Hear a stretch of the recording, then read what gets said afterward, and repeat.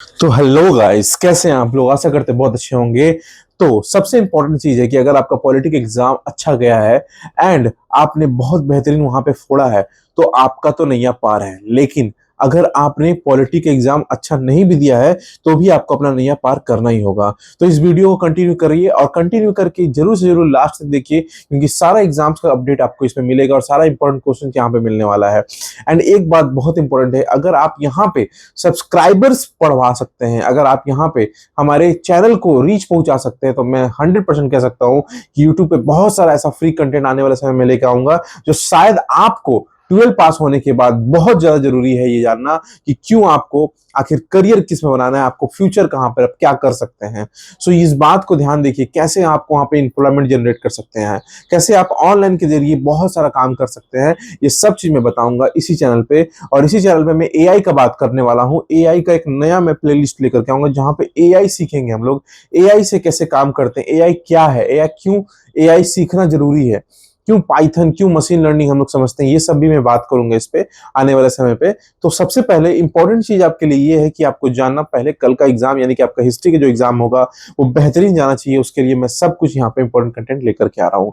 So video को जरूर last तक देखें और सब्सक्राइब जरूर करें, प्लीज से प्लीज सब्सक्राइब करें, अदरवाइज आपका ही लॉस है 110%। ठीक है, क्योंकि हम लोग तो अपना काम करते ही हैं, बट यूट्यूब पे हम इसलिए लेकर के आया है क्योंकि यहाँ पे अपने आप को एक तरीके से ब्रॉडकास्ट करना है, यहाँ पे बताना है कि we are something in front of the any other channel. बहुत सारे यूट्यूब चैनल है जो, लेकिन जो कंटेंट में दम मैं लेकर के आता हूँ बहुत कम ही है वो लोग करते हैं। ठीक है, तो ध्यान देखिए, यहाँ पे मोस्ट इंपोर्टेंट टॉपिक्स यहाँ पर जो डिस्कवर किए गए हैं हिस्ट्री के, हिस्ट्री लेवल के यहाँ पे हम चल रहे हैं। हिस्ट्री में 20 क्वेश्चंस यहाँ पे है। तो आप यहाँ पे देखिए, ये 99 का हमारा कॉम्बो ऑफर चल ही रहा है यहाँ पे अभी भी। ठीक है, अभी इसको 99 से प्राइस को हम लोग कम कर दिए हैं आज के रेट के लिए। आज अगर आप अपडेट देखिएगा तो ये 99 आपको नहीं दिखेगा। ठीक है, ये 99 नहीं दिखेगा, आज वहां पे आपको दिखेगा 65। ठीक है, तो 65 में कोई भी बच्चा जाके खरीद सकता है इसको, क्योंकि हिस्ट्री के लिए मैंने पॉलिटी एजुकेशन हो चुका है। अब हिस्ट्री जिसको चाहिए एंड इकोनॉमिक्स चाहिए, ज्योग्राफी चाहिए या और भी जो सब्जेक्ट चाहिए वो 65 पे मिल जाएगा यहाँ पे। ठीक है, ओके। तो कॉम्बो पैक आज के रेट में सिर्फ 65 पे अवेलेबल होगा। ठीक है, ये आज नया अपडेट आएगा आपका। ठीक है, and questions as it is free material पे अपडेट रहते हैं। ठीक है, ये देखिए, सबसे पहले मैंने कल जो कहा था कि अगर आपने इस पेज को फॉलो नहीं किया है तो आप लॉस कर रहे हैं भाई, बहुत बड़ा लॉस कर रहे हैं। आज लिटरली मैं सबके सामने बता रहा हूँ, ये पेपर में डालूंगा 110%। ठीक है, उसके बाद यहाँ पे टोटल स्टूडेंट बेस अभी हम लोग का इतना चल रहा है। एम ट्यूटर को जरूर से जरूर सब्सक्राइब करो। सब्सक्राइब नहीं करिएगा तो आपका ही 100% लॉस है। सब्सक्राइब करके बेल आइकन दबा दो और वीडियो को इतना दूर तक पहुंचाओ कि लोगों तक समझ में आए कि M tutor is growing just like a fire. Okay, अब देखो, आपको जो क्वेश्चंस चाहिए, आपका टारगेट लेके हमेशा लेके चलना पड़ेगा कि हिस्ट्री, ठीक है, अभी मेरे पास अगर आपका इकोनॉमिक्स बचा होगा मे बी, या ज्योग्राफी बचा होगा जो सब्जेक्ट है, ठीक है, इसमें टारगेट रखना है फुल ऑन नंबर लेकर के आने के लिए, फुल ऑन, फुल मार्क्स। ठीक है, फुल मार्क्स आना चाहिए, अदरवाइज फायदा नहीं है। नेक्स्ट थिंग जो है यहाँ पे, ये करने के बाद आप ये कर सकते हैं कि हमारा जो ऐप है एम ट्यूटर का, उसको डाउनलोड कर लो। ठीक है, एम ट्यूटर से ऐप, और उसमें बहुत सारा कुछ आपको अपडेट मिलेगा। ठीक है, और हमारा एक हेल्पलाइन नंबर है 7686983746, और 110% इस पे जरूर काम करो, इसको फॉलो जरूर करो। बहुत कुछ इसमें इंस्टा पे हम डालेंगे। ठीक है ना, जेनजीस के लिए आज के डेट में हम लोग लेकर के आ रहे हैं। ठीक है, अब देखिए, आपका क्वेश्चंस यहां से शुरू हो रहा है, उसके पहले आप फॉर्मेट देखिएगा ध्यान से। ठीक है, फॉर्मेट को पहले समझ लीजिए, फॉर्मेट का मार्क्स डिस्ट्रीब्यूशन क्या है। देखिए, पहले तो 40 मार्क्स का फॉर्मेट में बताता हूं। यहाँ पे 1 नंबर क्वेश्चन में 3 मार्क्स का क्वेश्चन आएगा जो कि 4 क्वेश्चन करना रहेगा, और वो टोटल होगा 12 मार्क्स का। 2 नंबर क्वेश्चन में 4 मार्क्स का क्वेश्चन रहेगा और टोटल 5 क्वेश्चन करना पड़ेगा, आएगा 20 मार्क्स का।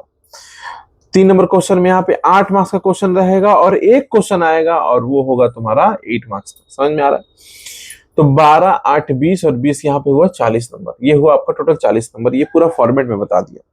अब इस फॉर्मेट को ध्यान देते हुए 8 मार्क्स का क्वेश्चन में क्लास 12 का सेमेस्टर 4th का मैं यहाँ डालूंगा। इस वीडियो में आपको 8 मार्क्स का क्वेश्चन मिलेगा, बहुत अच्छे से मैं समझा रहा हूँ, पॉइंट्स को समझोगे एंड लाइंस को देखोगे। पहला क्वेश्चन, 1885 से लेकर के 1905 तक भारतीय राष्ट्रीय कांग्रेस की गतिविधि का वर्णन करें। देखो 1885 में, ठीक है, ए ह्यूम के द्वारा, एक आयरिश जो है रिटायर्ड जनरल थे, आयरिश आयरलैंड के थे, उन्होंने जो है बेसिकली मैंने उस वक्त ना 1885 के दौरान, उसके पहले जो है बंगाल में एक से एक और इंडिया में एक से एक जो है पार्टी छोटे मोटे डेवलप होना स्टार्ट हो गया था। और अंग्रेजों को समझ में आ गया था कि अगर ये लोग क्रांति की भावना अगर ला देंगे तो हम उनको कुछ कर नहीं पाएंगे। दैट इज द रीजन अंग्रेजों ने क्या किया, अंग्रेजों ने बोला कि अब हम लोग इन्हीं लोगों को, एक जो इलीट ग्रुप है, जो कि पढ़े लिखे लोग ही बात करते थे, इलीट ग्रुप को हम लोग अलग एक संस्था बना कर देंगे और वही संस्था हम लोग से आके डायरेक्ट बात कर पाएगी, क्योंकि सब किसान मजदूर तो डायरेक्ट नहीं बात कर सकते थे, सब इन्हीं के द्वारा, इन्हीं के रिप्रेजेंट करके बात करते थे। देन कांग्रेस की स्थापना हुई। 1885 में कांग्रेस की स्थापना हुई, ठीक है। बंबई के जो है गोकुलदास जो वहां पे धाम है, वहां पे जो कॉलेज है, वहां पे स्थापना हुआ था इसका। 72 मेंबर लेकर के इन्होंने इस्टेब्लिशमेंट किया था ए.यू. ह्यूम के द्वारा, ठीक है। पहले जो प्रेसिडेंट थे उन्होंने जो इस्टेब्लिश किया था। उसके बाद 1905 में लॉर्ड कर्जन के द्वारा 16 अक्टूबर 1905 को बंगाल विभाजन हुआ। तब तक जो कांग्रेस था, वो कांग्रेस कैसा था, वो कांग्रेस किस आधार का था, तो वो कांग्रेस उग्र नहीं था, वो कांग्रेस क्या था, सोफिस्टिकेटेड था, नरम दल था। वो लोग सिंपल साधारण बात करता था। तो यहाँ पे उसके बारे में आपको बताना है क्या क्या हुआ उस दौरान, ठीक है। उसके बाद आप दोनों चीज में 1885 में आप ये मेंशन कर दीजिए कि कांग्रेस की स्थापना हुई, 1905 आप मेंशन कर दीजिए कि बंगाल विभाजन हुआ लॉर्ड कर्जन के द्वारा। उस वक्त जो है बंगाल को अलग अलग कर दिया गया था और रीजन दिया गया था कि बहुत बड़ा क्षेत्र है, हम इसको शासन नहीं कर पा रहे हैं, लेकिन एक्चुअली वो नहीं था, लोगों को बांटना मेन काम था। फिर भारतीय राष्ट्रीय कांग्रेस में उग्र आंदोलन क्या है, मतलब एक्सट्रीमिस्ट लोग, जैसे कि नरम दल और गरम दल जो बन गया था। नरम दल और गरम दल क्यों बना था, क्या है हुआ था 1907 में सूरत अधिवेशन में, ये सब हुआ था, क्यों हुआ था, नरम दल क्यों बना, गरम दल क्यों बना, नेताजी सुभाष चंद्र बोस का रोल क्या था, लाल बाल पाल, ठीक है, जो है लाला लाजपत राय, बाल गंगाधर तिलक एंड बिपिन चंद्र पाल, ये लोग क्यों हैं। बिपिन चंद्र पाल लास्ट में आगे चल करके स्वराज पार्टी बनाएंगे, बहुत कुछ है मोतीलाल नेहरू के द्वारा, ठीक है। आगे बहुत कुछ है, मैंने सब पढ़ा है, यूट्यूब पे आप देख सकते हैं चैनल में जाकर के। भारतीय राजनीति में गांधी का उदय, ठीक है, discuss the backdrop of the Gandhi's rise in Indian politics. Indian politics में गांधी जी के कैसे, गांधी जी भाई एंट्री मारे हैं कब, गांधी जी ने एंट्री मारा है 1905 में भी एंट्री नहीं मारा है, गांधी जी 1915 में भारत में आए थे। 1915 में 15 जनवरी 1915 में गांधी जी आए थे। इसमें से 15 जनवरी को क्या मनाया जाता है, प्रवासी दिवस मनाया जाता है कि गांधी जी पहली बार साउथ अफ्रीका से इंडिया आए थे। और उसके बाद 1915 के बाद उन्होंने अपना कारनामा स्टार्ट किया, चंपारण से स्टार्ट किया। पहले तो उन्होंने बेसिकली कुछ किया नहीं, 2 साल उनको जो उनके गोपाल कृष्ण गोखले उनके जो गुरु थे, उन्होंने जो 2 साल तक बोल दिया था कि 2 साल तक आप कुछ नहीं कीजिएगा, लबर लबर यहाँ नहीं करना, शांति से ऑब्जर्व करना है। तो 2 साल तक उन्होंने ऑब्जर्व किया। उसके बाद जो है 1917 में जो है चंपारण स्टार्ट किया, चंपारण, खेड़ा, अहमदाबाद, जूट मिल, बहुत सारा काम स्टार्ट कर दिया उन्होंने। हिट हो गए गांधी जी, मैंने पूरा हिट हो गए थे। तो ये पहला, इसमें से सब क्वेश्चन, ये 3 क्वेश्चन में से एक क्वेश्चन श्योर आपका मिलेगा कल। हम एकदम, देखो आप बाद में क्या बोलते हैं ना, क्वेश्चन मैच का मैच नहीं किया। अरे भाई क्वेश्चन कैसे नहीं मैच करेगा, नहीं मैच करेगा, हिस्ट्री में क्या मैच करेगा भाई। आपको कुछ नहीं करना, आपको करना ये है, आपको इन सभी क्वेश्चंस को देख के जाना है। और हिस्ट्री को कभी भी आप रट नहीं सकते, आप डेट, समय और उस जगह और उस व्यक्ति का नाम याद करके रखिए, उसके बाद कहानी समझ लीजिए, कहानी बना के लिखना है, ठीक है। बट आपको क्वेश्चंस पढ़ के जाना है। लैंग्वेज घुमा सकता है, कांग्रेस से ही क्वेश्चन है सब, लेकिन घुमा सकता है इधर उधर से, इसलिए मैंने इसको अलग सेक्शन कर दिया। देखो यहाँ जो सेक्शन मैंने दिया है, लाइन खींच दिया यहाँ पे, ठीक है, ठीक है। RIN, रॉयल इंडियन नेवी जो है 1946 का, इसका विद्रोह में 2 महत्वपूर्ण मांग लिखना है, और यह स्वतंत्रता के आंदोलन का इतिहास का महत्वपूर्ण स्थान क्यों रखता है, ठीक है। और 1946 में नौसेना विद्रोह RNI इम्यूनिटी के कारण का लिखिए और इसके विद्रोह का महत्व समझिए। देखिए मैं समझाता हूं। 1945 में वर्ल्ड वॉर 2 जो है खत्म हुआ। क्यों खत्म हुआ, क्योंकि अमेरिका ने 6 अगस्त और 9 अगस्त को, ठीक है ना, फैटमैन और जो है क्या बोलते हैं, फैटमैन बोल करके एक परमाणु बम है, उसको जो है फोड़ दिया था, ठीक है। हिरोशिमा और नागासाकी में वर्ल्ड रिकॉर्ड आज भी है कि 1 सेकेंड में जो है लगभग जो है 60,000 लोग मारे गए थे। This is the world record of जो है कि एक बार में 1 सेकंड पहले जब इतने लोग मारे गए थे, राख हो गए थे। तो वो जो परमाणु बम का जो अटैक हुआ था, जिससे जापान ने सरेंडर कर दिया अमेरिका के सामने, तब चूंकि जापान इंडिया का बहुत बड़ा अच्छा दोस्त था, और इंडिया में किसका दोस्त था, सुभाष चंद्र बोस का। सुभाष चंद्र बोस क्या चलाते थे, आजाद हिंद फौज चलाते थे। आजाद हिंद फौज के जितने भी सैनिक थे वो सब कहीं ना कहीं इंडियन आर्मी, इंडियन नेवी से लिए गए थे। और इंडियन आर्मी, इंडियन नेवी कौन थे उस वक्त, ब्रिटिश के अंदर में काम करने वाले लोग थे। और वही जिन्होंने अंग्रेजों को मार के उनके जहाज पे कब्जा कर लिया था, वही नेवी जो है, जब मैंने क्या बोलते 45 में वर्ल्ड वॉर 2 हार गई जापान, और इंग्लैंड जीत गया। इंग्लैंड अमेरिका का ही दोस्त था, तो जीत गया जब, तो इंग्लैंड पूरी तरीके से पावर में आकर के इन लोगों को कैदी बना दिया। लेकिन सिर्फ किसी को पता नहीं, सब गाली देते हैं आज के डेट में नेहरू को, लेकिन मैं आपको बताता हूँ, हिस्ट्री नहीं जानते, सब इसी से बोलते हैं। नेहरू ने ही जो है इन फौजियों का केस लड़ा था। ठीक है, इन फौजियों का केस जो लड़ने वाले अगर कोई थे, इनके पे केस हो गया था, क्योंकि जो थे इनके उनको लड़ने के लिए इनके पर केस हो गया था, क्योंकि सुभाष चंद्र बोस तो मर गए थे, इनके मेन नेता मर गए थे नहीं, उनका बॉडी के बारे में पता नहीं चला, ना उनके बारे में पता चला, उनकी जहाज उड़ी कुछ पता नहीं चला। लेकिन अगर कोई भारत से रिप्रेजेंट किया इनको, तो इनको छोड़ नहीं दिया गया, इनको रिप्रेजेंट करके लड़ा गया इनके लिए। वो है कौन? नेहरू जी लड़े इनके लिए। ठीक है, तो इससे क्वेश्चन 1946 से बहुत इंपॉर्टेंट क्वेश्चन इससे गिरेगा। ठीक है, उसके बाद देखो, इसके बाद देखो, मैं एकदम प्रॉपर तरीके से मैं लिखा हूं। ठीक है, क्वेश्चन नहीं मैच करेगा ऐसा कभी जिंदगी में नहीं होगा यहाँ पे। ठीक है, 110% जो मैं बोल रहा हूँ आएगा ही आएगा। ठीक है, एंड आपको बस वो करके जाना है। अब देखिए, उसके बाद क्वेश्चन यहाँ दिया है, भारत में स्वतंत्रता आंदोलन में सुभाष चंद्र बोस और आजाद हिंद फौज की क्या भूमिका थी। देखो, अगर 1946 नहीं दे रहा है तो ये तो देगा ही देगा। सुभाष चंद्र बोस आजाद हिंद फौज का क्या ये भूमिका है, एकदम भाई एक बार रीडिंग करो, हो जाएगा, खत्म बात, कुछ नहीं है। ठीक है ना, सुभाष चंद्र बोस ने जब जो है पट्टाभी सीतारामैया को गांधी जी ने जो है कांग्रेस का अधिवेशन के लिए वहां पे उसको प्रेसिडेंट का चुना हुआ, और जब इन दोनों में इलेक्शन हुआ, ठीक है, 1907 अधिवेशन जो था, ठीक है, सूरत अधिवेशन, त्रिपुरा अधिवेशन जो हुआ था, उसमें मतलब बहुत खतरनाक सिचुएशन था कांग्रेस में। उसमें क्या हुआ था कि जो है सुभाष चंद्र बोस और यहाँ पे गांधी जी के रिप्रेजेंटेटिव पट्टाभी सीतारामैया, तो सुभाष चंद्र बोस भाई उग्र नेता थे, और उनको मतलब इतना फॉलोअर्स थे उनका, ठीक है, कि अकेले सुभाष चंद्र बोस जीत गए, भारी पड़ गए थे। लेकिन गांधी कभी नहीं चाहता, गांधी जैसे देखो, अगर हम भगत सिंह का बात करें और सुभाष चंद्र बोस का बात करें, ये लोग का ऑरा इतना हाई था ना, ये लोग बोलते हैं ना ऑरा फार्मिंग, ऑरा इतना हाई था ना कि गांधी छुपने लगे थे, गांधी का नाम दबने लगा था। कहीं ना कहीं में भी हो सकता है पॉलिटिकल रीजंस, या उस वक्त कोई नहीं था, मैं बता रहा हूँ जहां तक मुझे नॉलेज है। गांधी नहीं चाहते थे कि कभी भी कांग्रेस उग्र बने, दैट इज द रीजन उन्होंने इनको बोला कि सुभाष चंद्र बोस का क्या आप अपना नॉमिनेशन फाइल वापस लीजिए। सुभाष चंद्र बोस ने बोला कि ऐसा तो नहीं हो सकता है, ऐसा मैं नहीं करूंगा, तो उन्होंने कांग्रेस को ही छोड़ दिया और उन्होंने अपना एक अलग पार्टी बनाया। ठीक है, फॉरवर्ड ब्लॉक। उसके बाद जो है कि बहुत सारे अलग अलग लोग आए उनके पास मिलने के लिए। उसके बाद सुभाष चंद्र बोस जो है आईएनए ज्वाइन करते हैं, आजाद हिंद फौज ज्वाइन करते हैं। उसके बाद आजाद हिंद फौज को जिस जगह लेके जाते हैं, उन्होंने डायलॉग, तुम मुझे खून दो, मैं तुम्हें आजाद दूंगा, दिल्ली चलो का नारा दिया। तो आप लिख सकते हैं सब चीज, मैं शॉर्ट में बता रहा हूँ। ठीक है, शिक्षा में सुधार में सर सैयद अहमद खान की भूमिका क्या थी, ये इससे बहुत बड़ा क्वेश्चन, देखो इससे क्वेश्चन तो गिरेगा, ये जितना क्वेश्चन दिख रहा है इसमें से एक क्वेश्चन गिरना है।